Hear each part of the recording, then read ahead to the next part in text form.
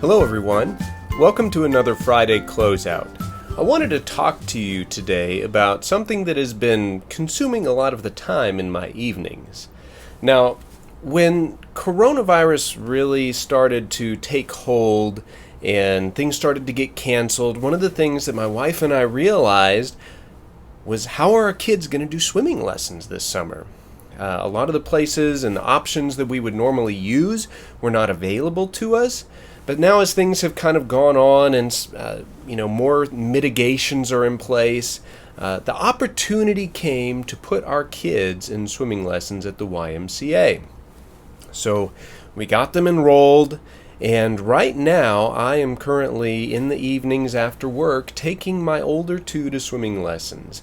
And what has been interesting about it, and one of the differences, is that normally in years past, when we would take our kids, they would get in the pool with the instructor, and the instructor would kind of guide them and demonstrate and help them, show them what they needed to do. But because of the restrictions, a parent is in the water with their kids during swimming lessons, and it's been a very interesting experience. I've never really done anything quite like this before, where I'm spending so much time coaching on swimming. Definitely not my expertise. But I've got to observe some interesting differences between my oldest son and second oldest son. Now, my oldest son, when it comes to the water, he loves it. Absolutely loves it. He wants to be in the pool. He wants to be head underwater. He wants to be swimming. He wants to be splashing. He loves the water. He is fearless around the water. Always has been. And it's one of the reasons why my wife and I are like, we've got to get this kid into swimming lessons because he's so fearless around the water.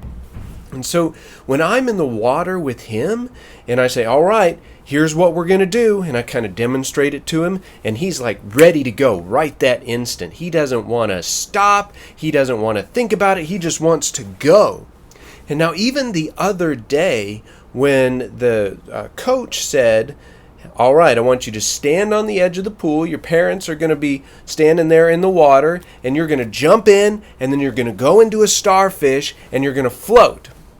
Now, for him, he was like, okay, no big deal. Goes to the edge of the pool, jumps in, starfish, floats, and I kind of help him get over to the side because he can't swim yet. But fearless, absolutely trusts that he's going to be able to figure it out, and that if he can't, I'm right there to help get him up out of the water and get him to the side. Now, my other son, it's a little different story, and it's a little different kind of trust.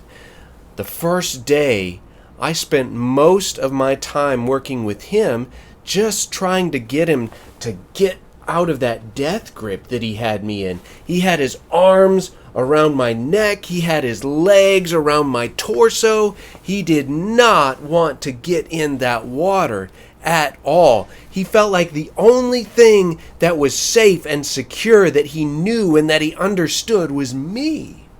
And so he wrapped his arms around me and he didn't want to let go. Now, we're making some progress here. We've moved past that and he's getting a little more comfortable in the water. But for both of my boys, I realized that in the midst of all the uncertainty of learning to swim and learning how to have a little confidence in the water in case of the younger one, and to have a little more respect for the water in the case of the older one, the one thing that was a constant was that they knew Daddy was there in the water with them. And they trusted that I'd be able to help them and take care of them no matter what was going on. Now, if you remember, a few weeks ago, we talked about the Lord's Prayer. And the very first line of the Lord's Prayer says, Our Father who art in heaven. Now, I don't think it's an accident that the imagery of Father is used there. It's one of the common ways of referring to God in Scripture, and it's the way Jesus refers to God, his Father, in Scripture, and how he tells us to refer to God in Scripture. So what is it about that image? Now, I understand that not everybody has a positive relationship with their father or a positive father figure. But Jesus uses that language for a reason. It's because of this imagery of someone who we can trust, someone who's going to take care of our needs, someone who is looking out for us, who has more knowledge than we do. Just a few lines down in the Lord's Prayer, Jesus says that we should pray, "Give us this day our daily bread." We trust that God our Father is going to provide for us, that He's going to take care of us, that He's going to meet our needs. Even in the midst of all the uncertainty, you think about my younger son in the pool and how it's this very uncertain feeling, like this is scary, this is frightening, it's not something I understand, I'm out of control, I'm going to cling to what I know is solid and sure and that I can trust. And so that's what he does. He clings to me and doesn't want to let me go. And my older son, he's not quite as worried about the water, but he knows that I'm going to be there to take care of him if he gets into a situation that he can't get out of. Now, we don't want to think of God as like some cosmic figure who's out there to bail us out when things get rough. But what we do want to think about when it comes to God our Father is that we can trust Him. We can rely on Him. Even in all the uncertainties of our life, which even though it feels especially uncertain right now, it was uncertain before too. We might have thought we could plan things out and that everything would go according to plan, but if there's one thing life teaches us, it is that our plans, they change, and a wrench gets thrown into them, and we end up having to trust God, that He knows what's best, that He is in control, and that He will take care of us day by day. So my encouragement for you as we go into another weekend, at the last weekend in July, how did that happen? As we go into another weekend, is to think about the Lord's Prayer again, and specifically that first line, God as Father. And what does that mean? What does that teach us right now during all the uncertainty of our lives?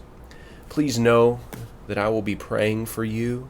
I know there's some anxiety right now, especially around the start of school, and what is that going to look like, and is it safe, and just so much uncertainty. So know that I'm praying for you. And if there's anything that you would like me to pray for specifically, feel free to drop it in the comments below, shoot me a private message, and I'd be happy to lift your prayer requests up too. Thank you for watching. I hope you have a great weekend. Go in peace.